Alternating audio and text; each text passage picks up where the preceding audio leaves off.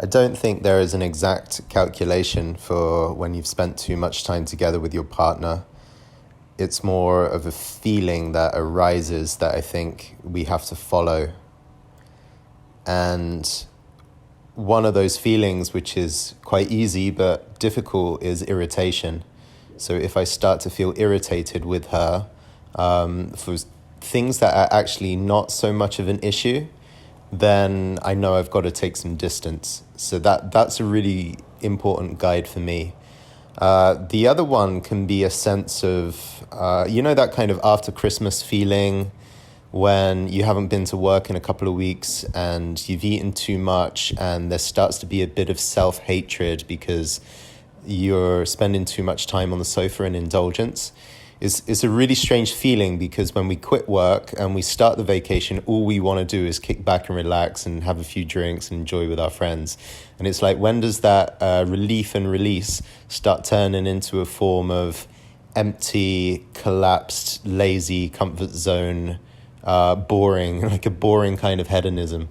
And that can be really difficult to climb out of.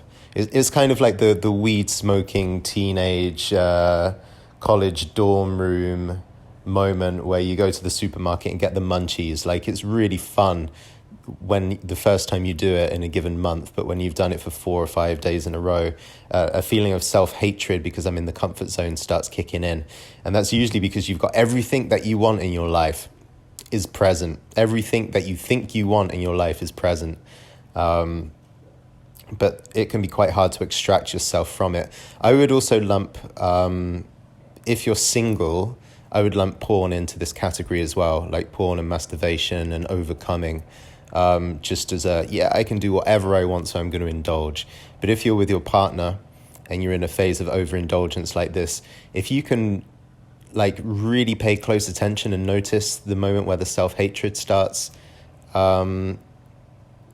creeping in, then it's time to do something else. And that could be as simple as taking half a day away from her. Like, you might go and hit the gym or, hit the mountain and go skiing or whatever you do in your local terrain. And that can be enough to recharge yourself and snap out of that moment. The same with the irritation. If you're feeling the irritation side of the spectrum, the gym is a great place to go, but I also get a lot of relief by spending a long day in my favorite coffee shop and restaurant or going to see a buddy. It can change my attitude round. Now, that's like a more temporal, maybe a bit more on the weekly cycle or the monthly cycle side of things, to take a full day off from my girlfriend. Often we take a night out, so she might go and spend a night away with girlfriends that live in a different city an hour away, and I might go and do that with guy friends. We might just sit and drink a glass of wine, go to a restaurant and just talk, that's it. But I sleep over at my buddy's house, wake up 8 a.m. the next morning, hit the coffee shop and come home when I'm feeling ready. And that seems to work really well on a monthly basis. So we'll take 1 day a month off from each other, and some months we might take 2-3 days a month off. And the best is if she goes to a woman's retreat that's like 4 or 5 days long, like a feminine yoga thing, or girls will get together, or even if she goes on a trip with some girlfriends, if she takes 3 or 4 days off, it's really beautiful, because after 3 days or so, I actually start to genuinely miss her. Like, after 1 day, I'm fucking happy that we're not together. Second day, I'm also really content, but like my heart starts to get a little bit more tender and open after 3 days. 4 days, I start really missing the greater aspects of our relationship. So that's my stretch time. That's why I say these things are like seasons. They work in cycles. You're kind of how quickly your irritation goes up and gets soothed, how quickly your sense of self-hatred in the comfort zone goes up, and how much you need to diffuse that feeling and get back to aliveness, passion again, is different. And the amount of time it takes for you to genuinely miss her. So when she asks you, do you miss me? You want to be able to say with your full heart open, yes, baby, I'm longing for you. I actually genuinely miss you, rather than, no, you've just been away for one day, babe, and it's not enough, kind of the lie. Yeah, I miss you. So the self-knowledge involved is to know how you kind of respond to all these different fluctuations in your own emotional cycle, being together too much and then being away. And I think every man will be slightly different. Maybe every woman will make you feel slightly different from the next as well. Definitely there are some women that are more irritating than others, and some women that make you miss them more than others. This is a bit more the micro season. On the macro season, I'm just going to check your other question here.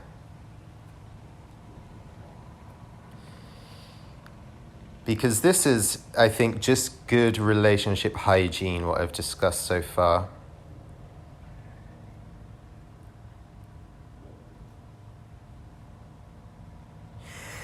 Yeah, so when it comes to like a phase of a relationship actually dying and you starting a new one, this is more on the kind of 3, 4, 5 year time scale.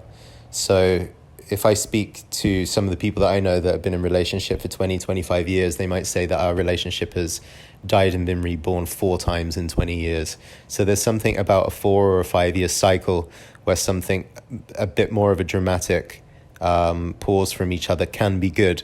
This is not prescriptive. Not all couples will need it, but obviously we know someone who's in this 5 year cycle right now. And it's like the entire energy of that first 5 year stint, I think, needs to burn down and burn out, and you give time and space for that. Those old habits, those ways of being together, the names that you called each other, the way that you shared life together, so many of those structures I think need to be burnt, and then you come together. You might take a month off from each other, you might not get that long, you might get longer, right? If she goes off to India for 4 months to study yoga, or you go somewhere else, like you really might take a full-on break. And then you come back and you radically renegotiate new ways of treating each other, and you radically say, listen, let's call each other different names. Let's not do the old thing. Let's avoid this old pattern. You have to both work together to not fall into the old habits, mindfully carve new ones.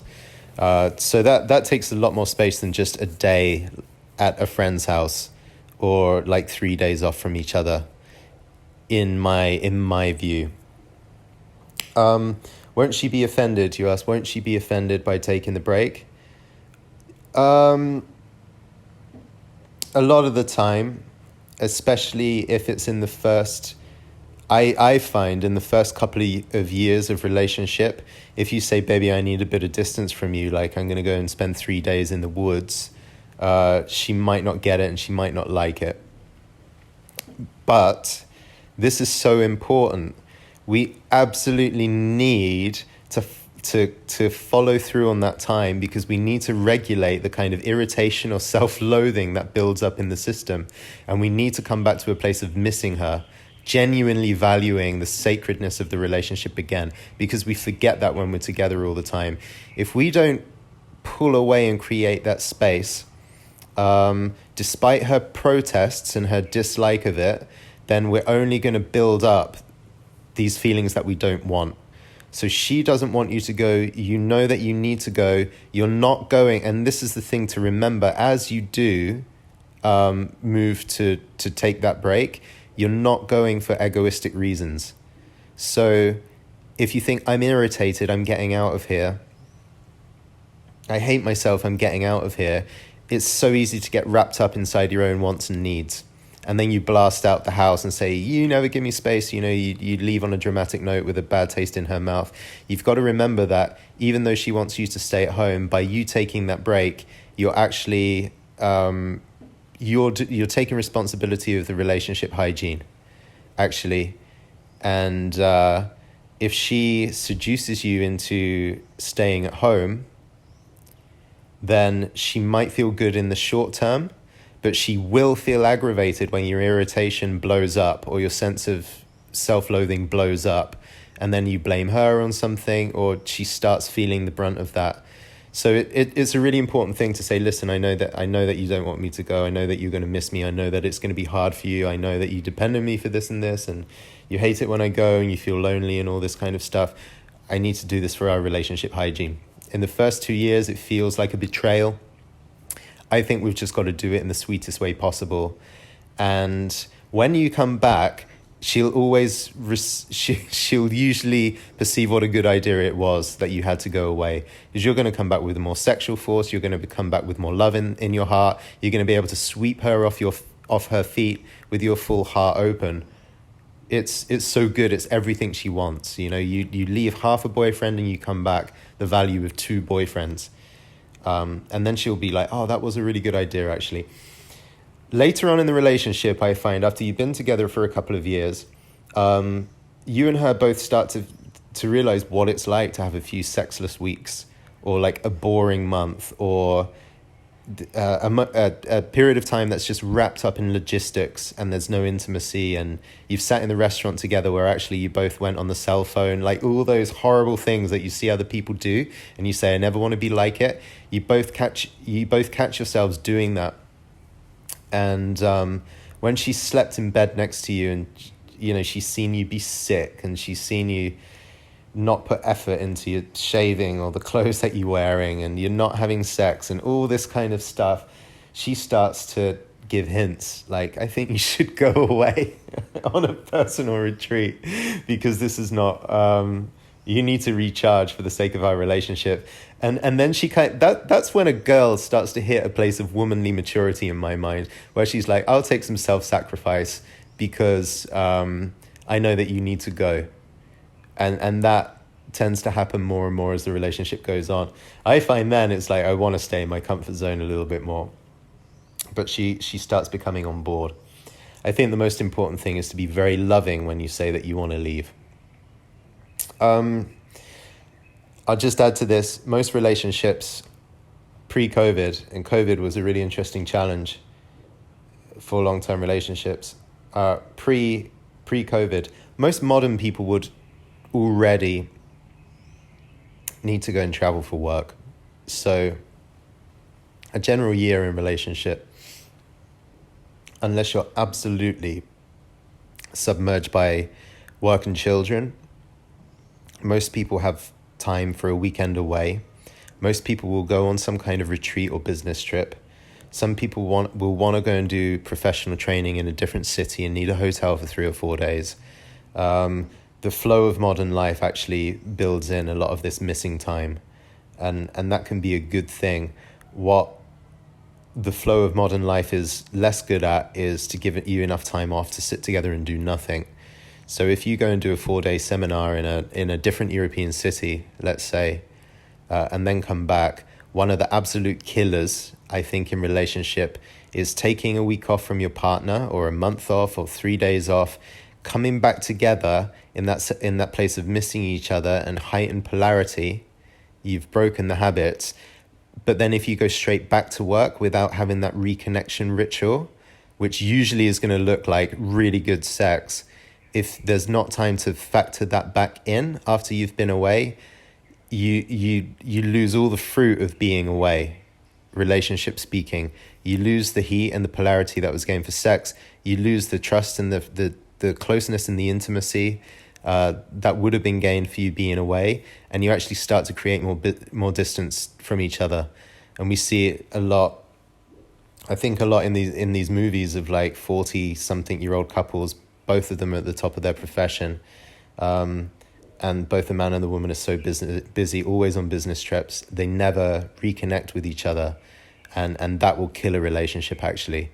So after some time away, it's really important to reconnect and just say, let's make a ritual out of this. Like, I'm locking all the doors, I'm lighting the candles, we're turning off the phones, I'm running you a bath, I'm giving you my gifts that I got for you at the airport. Whatever it is, you really celebrate that coming together again time.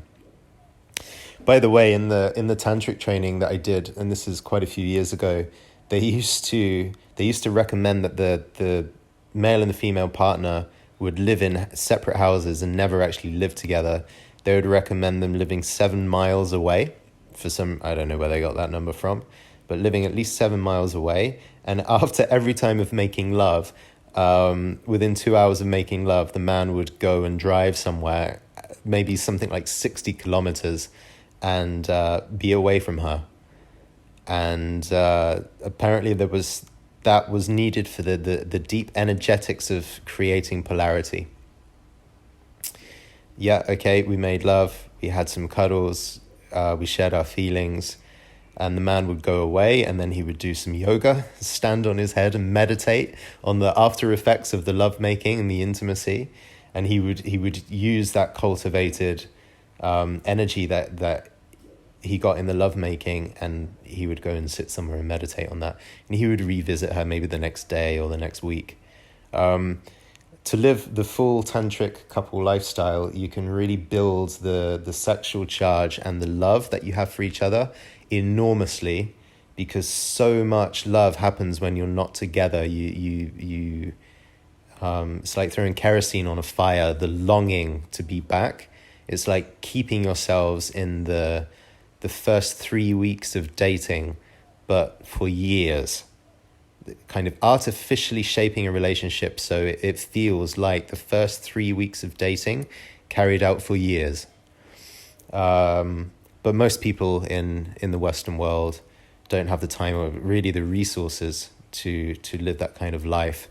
But if you wanted to devote yourself fully to a tantric spiritual path, if you want to go and live in Asia or something like that, where you can have your own home and there's more flexibility in the average schedule, then people are living like that, and it's quite interesting. I think within everything I've shared on this message, what it's pointing to is to learn about your own ebbs and tides of emotions, of longings, of your own personal need for distance and intimacy, and just trying to optimize all these different measures between you and your partner. And it's there's no one map, and even throughout your relationship, what's needed will change. So I feel like I'm a sailor in a boat, really, and I'm always watching the tides and the currents to feel, am I gonna need time away tomorrow? Where are we now? How much time away? Is it a long one? Is it a short one? What's the feeling? Can I choose the right thing to do for me to recharge? Constantly navigating those kinds of questions. And I'll add finally, last year there was a time where I realized I really needed 7 days away. I could feel I needed 7 days away, and I was about to go. And for some reason, last minute, I chose not to go because there was a work thing that I just wanted to indulge in for a couple more days. I didn't need to, but I wanted to. And I ended up not going. And I think instead of going, I ended up injuring myself, getting really angry at my girlfriend. And we just had the most exhausting, terrible week. And it's just the universe kicking me in the ass, basically, because I said to myself and I said to her, I'm going away for a week because we need one of these recharges. She was totally supportive. I pulled my own plug and faced the bitter consequences. I hope this has been an interesting one. Leave your comments, your thoughts, any related stories. And if you like this, sign up, subscribe, all that kind of stuff. And you can reach out to me at jordan@azamarata.com.